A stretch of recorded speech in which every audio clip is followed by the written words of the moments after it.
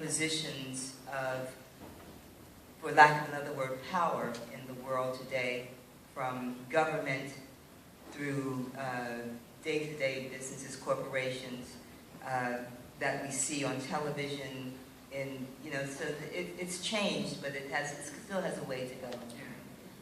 Any other thoughts about that? I'm sorry, I talked too long. No, please. No, I agree with all of the above. It's true. I think there's always going to be, I think, the challenge. If you are a woman, I think, but I do think we are. Thank goodness we're living in a day and age where, because everything's so accessible and you can get your ideas out there, and you can.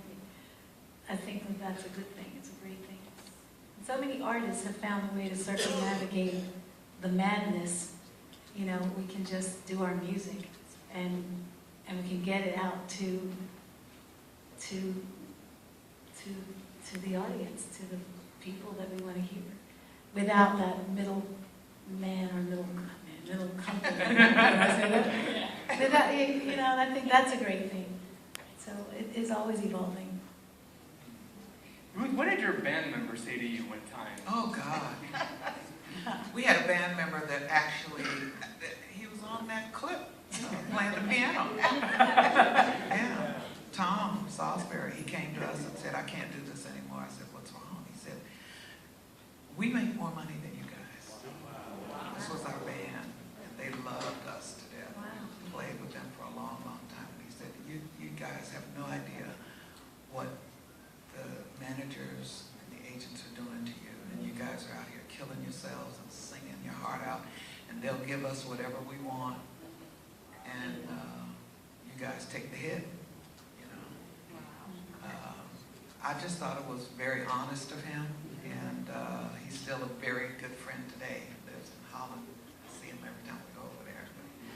But yeah, it was not even a second thought that our manager wanted to make sure that the band was taken care of, all guys.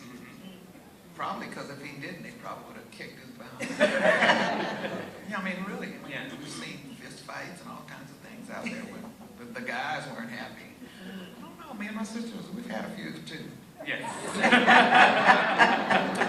We've had a few fights. No.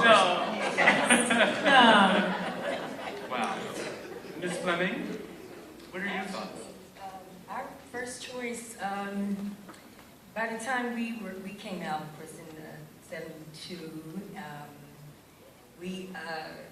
the manager that we had, okay, I'm getting wrong, he did some stealing, but we didn't see it.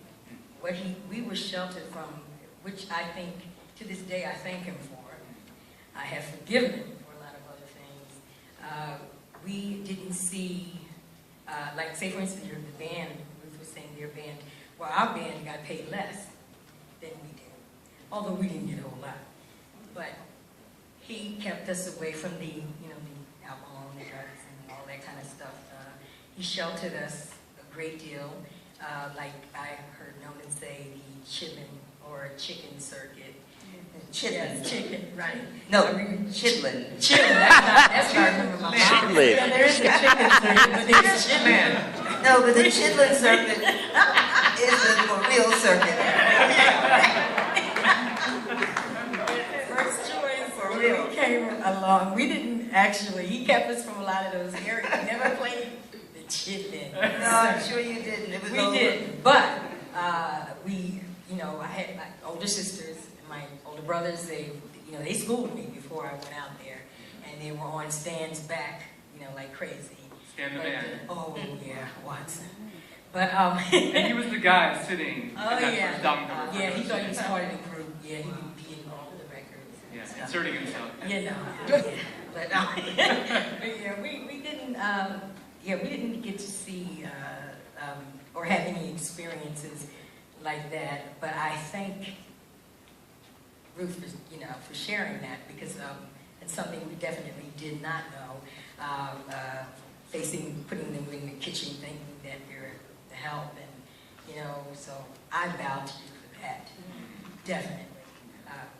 And Ray Charles, I mean, I remember seeing his show and the movie that he did, Jamie Foxx. Yeah, and he didn't do a concert because of that reason, you know, didn't want the blacks to come in the concert. So, yeah, I think. Did he squeeze your wrist? Yes. Actually, we were joking about that earlier because my sisters and I worked with Ray Charles, and until we saw the movie, he really did. He would kind of size you up by the size of your wrist. That's right. And I was like, that's what he was doing. But I do want to say, in the line of managers, one thing I do want to speak out about is our mother was our manager. Yes. And that was at the time when it was taboo to have your mom as a manager. And then that day they called them, the early days, you were the backstage mom. And that was a cool thing, you know, Usher to Justin Bieber, you know, the moms do manage. But we were very sheltered too. We were like the Waltons. I mean, we toured with Rick James for like 3 months, and I never knew he got high. Rick James gets high. But he was the nicest person ever. And our grandpa, he was such a gentleman.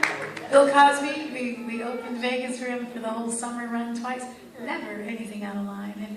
And you know, he'd give us advice, and then again, our grandmother was with us too on the road. So, but on a serious note, being a pioneer in that time, they used to call them backstage moms, but really, you know, she was it was a lot to do what she did. So I remember her. Yeah. We should have had one of those. Yeah, everybody. You gotta have a mom on the road. Oh, yeah. A lot of things don't get by. Mine just doing it backstage. Yeah. At home. I'd love to go to Nightbirds now, if you don't mind. Yes. Nightbirds, the bell, man. Yes.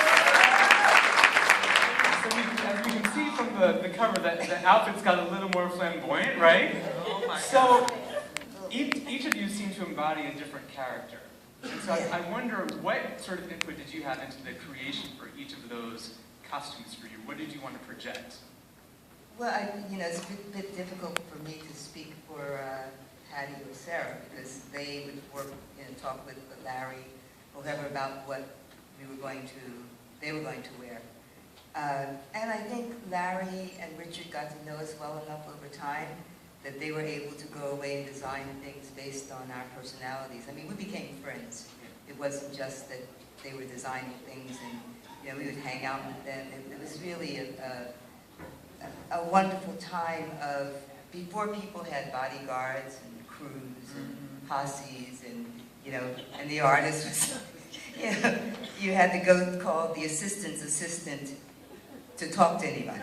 We were just together. We would go down to Larry's store in the village and Moonstone, and he had Larry was really out there, and he had, the place looked like a moonscape. And we would go there and we would hang out, and he would design things, we'd try things on. And Richard Urker was a jeweler, and he would make, I'm still wearing his ring to this day. And so it wasn't, it wasn't like you'd go to the designer and the designer would say, oh, you girls should look like this and that, It was more about them creating things that embodied our personalities. And well, I guess that's what we were. I guess our personalities were, a bit like that. Right. And so, I did wear a lot of whips and chains and handcuffs. With feathers. And feathers. So maybe, I was kind of seen as the dominatrix of the group. And Patty was always kind of, she's the earth mother type, and Sarah was like a little sex kitten, sex pot. And that evolved over time, just from our personalities and them getting to know us. Yeah. Well, a couple of firsts accompanied the Nightbirds album, and that is LaBelle was the first black act to perform at the Metropolitan Opera House. Wow. And so, what did it mean for you to perform at the Metropolitan Opera House? I mean, that is not the bitter end. No, it's not. You could fit the been in there about 1,000 times or more. It was really exciting, and it was, you know, it was New York. I mean,